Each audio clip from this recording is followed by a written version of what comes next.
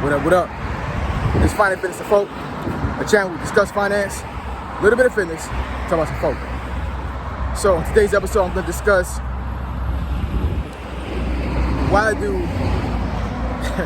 you can see the title, why do you know what get women? So admin notes, thanks again to all the subscribers to the channel. I endeavor to keep pushing these videos out, give you leverage to better yourselves. So it's a Monday morning. Of course, it's traffic. I think it's like 8:45 right now, so it's still somewhat rush hour traffic. Folks trying to get to work. So I'm gonna try to speak as loudly as possible through all the traffic.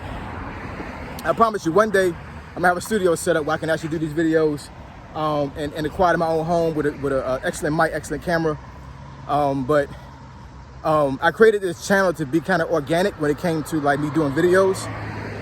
That's actually kind of like the bread and butter of my channel, to be able to be out in the open and, you know, try to speak some knowledge to you guys, impart some knowledge after I do a workout, after I do a walk in DC, which is actually a workout because, you know, walking in DC can be a challenge, right? But as my channel starts to grow, I think I'm definitely gonna have to start getting some professional equipment. So stay tuned to that. I'm actually gonna start doing some lives as well. But let's get into it. So why do I say, you know what, get women? So I'm going to relate this to my personal experience, and I don't know. I mean, I guess it could have been a butthole to a certain degree when I did this, but I mean, you got to take this in perspective, right? I was 23 years old when this happened. I was stationed in California. I was stationed in Monterey. So if anybody know where Monterey is, if you ever been to Monterey, if you actually done some research on Monterey, it's an absolutely gorgeous city in California. 70 degrees all year round. Like, don't really have a summer or a winter. Like, I mean, it was absolutely perfect weather. It's on the ritzy side. Like, it's California is definitely an expensive state to begin with, but this was back in 1999 to 2001, right? So, I mean, it was still expensive back then as well, right? You know, I was stationed there, you know, I was single, didn't have any kids. I think I had like almost 3 years in the Army by the time I got there or whatever. So I was fresh in the Army. That was my second duty station. And I had got promoted, I think, I had got promoted to E4 shortly after I got there, whatever. So I was feeling myself, right? I got that E4 pay and I was balling, right? But here's the situation that happened to me when I was there. So, you know, of course, you know, I'm out there. You know, trying to date, going to the club, party, and all these other things. I meet this one girl, Hispanic girl, really short. I think she's like 4'10", 4'11", gorgeous girl. And me and her started talking, started dating to a certain degree. But I'm not even gonna front. Like, I kind of dated her, but it was one of those things. Like I would go to the club without her sometimes, you know, still talking to women, because we never really claimed each other to a certain degree, right? I mean, like, you know, we liked each other, we definitely was intimate and all these other things, but, you know, did I really like claim her as my girlfriend? No, but it was kind of understood between the both of us that we had a mutual respect for each other when it came to that. But I'm not even gonna front.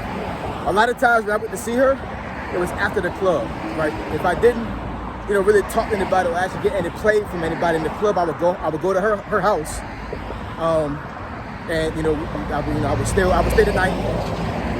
We did our thing, you know, and then I would leave the next morning, right? She might fix breakfast for me or something like that, and I would leave. This went on for probably about a year and a half. Like I said, there was a couple of times me and her went out to, you know, as a couple. But like I said, I never really like claimed her like that. But I knew she loved me, but I didn't love her like that. I cared about her a lot, but can I say I was in love? No, I wasn't. But I did like her a lot. I ain't gonna front. But so I guess you could say to a certain degree that was my main chick at some point. But I mean, think about that scenario. You know what I'm saying? Like I didn't go out with her like that. You know what I'm saying? I didn't really claim her, but I still had access to intimacy with her, right? And she wasn't a easy way, you know, but she wasn't like one of these, like, I mean, she was kind of precious to a certain degree, but she did have somewhat of an attitude, and you know, she wasn't about the BS, but you know, me acting like a butthole and not taking out certain places and all these other things, what it's like, it drew her to me even more. Like she couldn't leave me alone.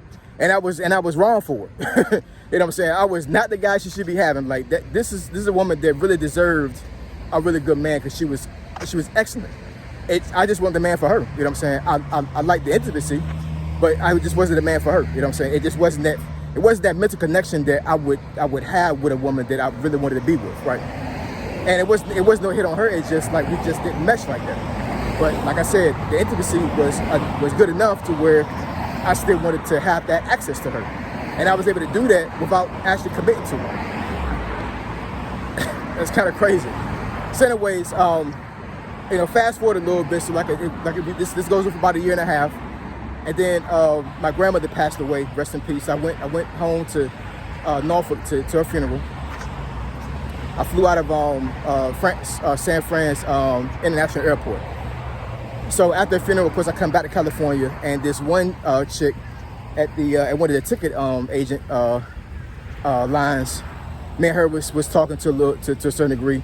Didn't really think too much about her, you know what I'm saying? She was a gorgeous woman, African chick. She was from Senegal, real dark complexion. I had never seen a black girl that was that dark and looked that beautiful. And I'm not saying this like as a hit on anybody, as far as like, you know, black women. I love black women. I love dark skinned women. But this woman was like, like it was crazy. And you gotta understand as well. Being in California, I didn't really see a lot of black girls in that area, not even stationed on base. So my pick of black women in that area and to include a base was extremely limited. So for the most part, I was really only dating white girls and Hispanic girls. That was it. So I really didn't have access to a lot of black women around there. So when I saw her, I was like, okay, cool. You know what I'm saying? But I only had like 3 months left at their duty station that I was about to leave. So, and plus she was at the airport. I'm leaving to come back to the base. I'm like, you know, whatever. You know what I'm saying? Like this, I'm just gonna chalk it up as an L. So I put this on everything I love, y'all. Everything I love. She leaves the booth where she was working at. I'm almost back to my car. My homeboy picked me up from the airport. We walking back to my car. I'm sorry, his car. He drove there in his car, and he picked me up from the airport. So we're going back to the parking lot, and she sprints down the hallway from the ticket booth and actually tries and gets my number. Mind you, it's 2001, right? So, you know, folks don't got cell phones like that. I mean, there are cell phones out there, they exist, but it wasn't a common thing for somebody to have a cell phone, right? So she runs down, get my house number to the barracks. Anyway, I was in the barracks, and long story short, with that, me and her actually started dating. Now, how crazy is that? You know what I'm saying? I had been messing with the Hispanic chick about a year and a half, never claimed her, and within like 2 weeks, me and this African chick was actually like officially boyfriend and girlfriend. So me and her started dating, you know what I'm saying? Now, mind you, I'm still hitting the Hispanic chick on top of hitting the half African chick, and the African chick is in Oakland. She lives in Oakland. So she's like 2.5 hours from me, you know what I'm saying? So I'm going to see her like every other day, right? But the Hispanic chick is like barely 15 minutes down the road from base. So I have more access to Hispanic chick than the African chick, you know what I'm saying? Now, once again, another a-hole situation, you know what I'm saying? I got a girl that I'm claiming to be my girlfriend. I'm having sex with her, but I'm also having sex with a Hispanic chick at the same time. So then,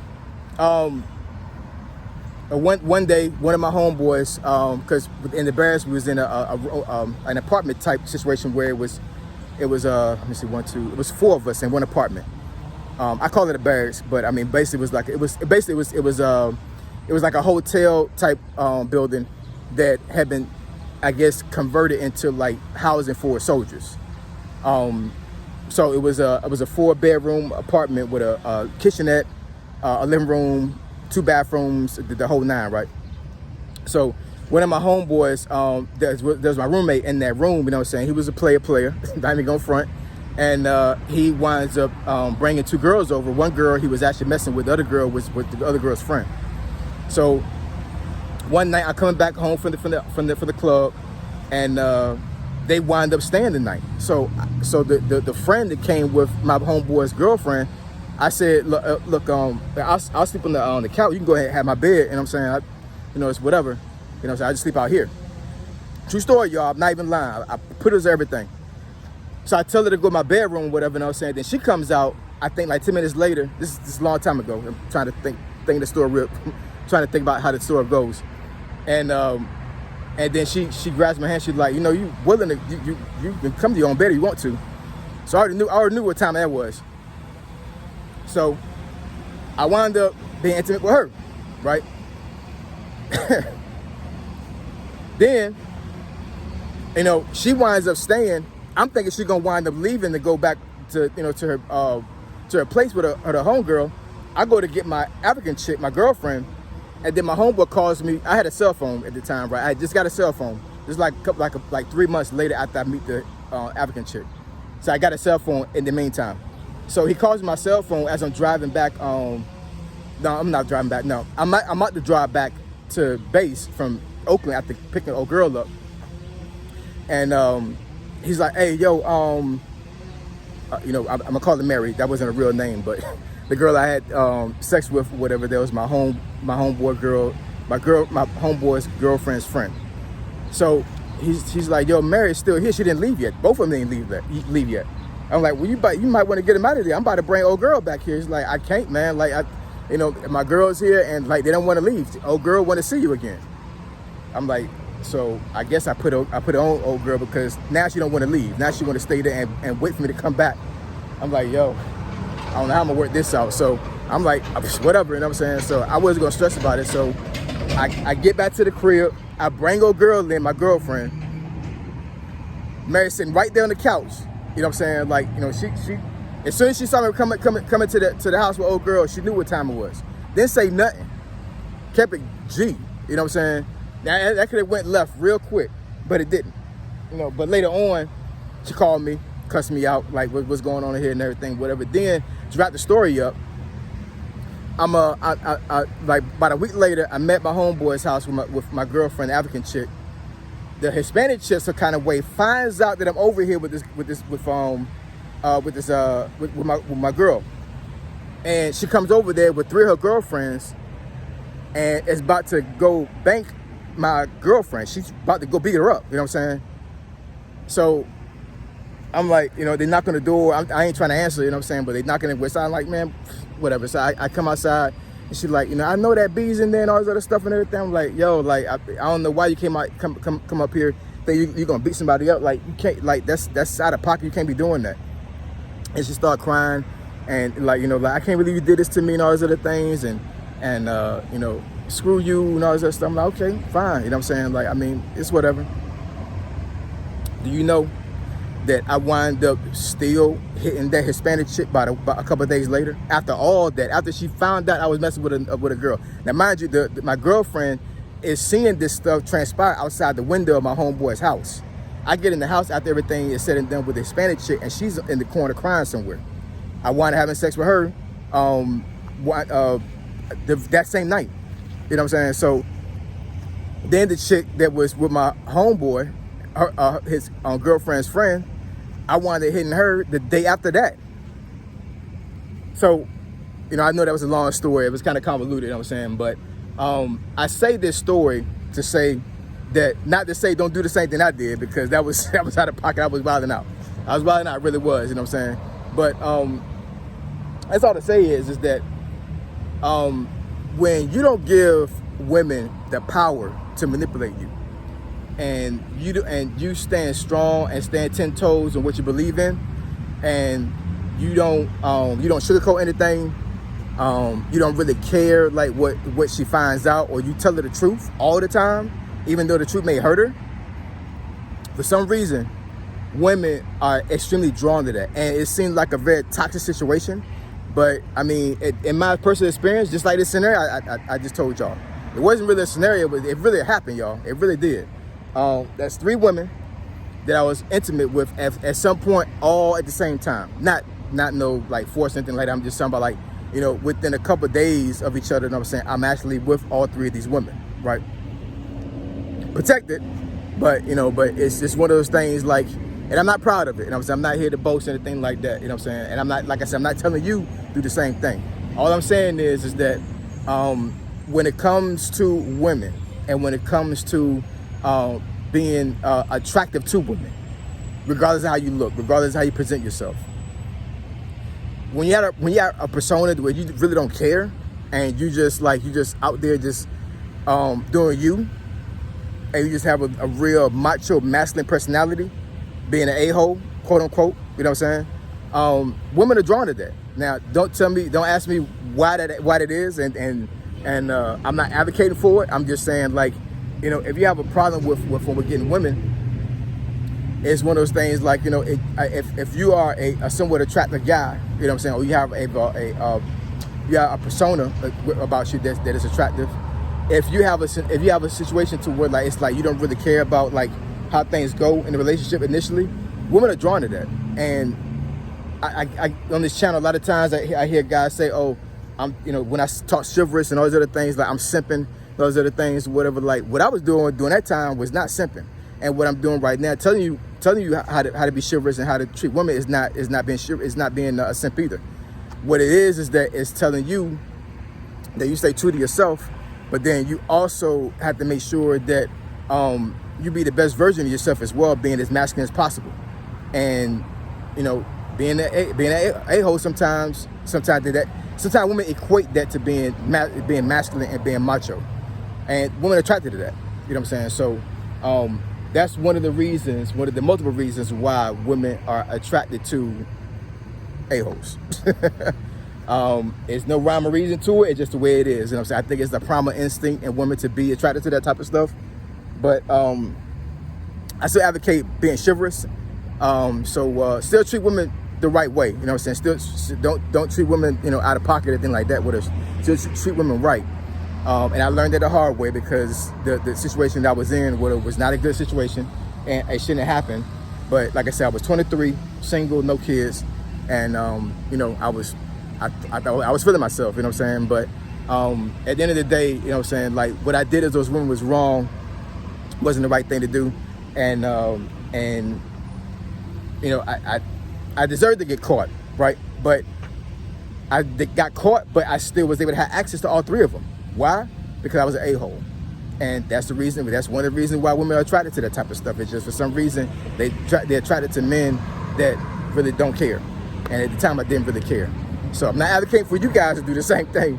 I'm just saying, like, at the end of the day, you know, to make sure that women don't run you, and make sure you stay 10 toes on everything you stand on and believe in. And trust me, just being that way will bring more women to you than for you to try to cater to women's needs all the time. All right. So thank you again for tuning in to the channel, watching the video, like and comment. Give me your thoughts on this situation that I was in, and I endeavor to keep pushing the video out. Give you leverage. Do better yourselves. Find that finishing folk. Triple F. I'm gone.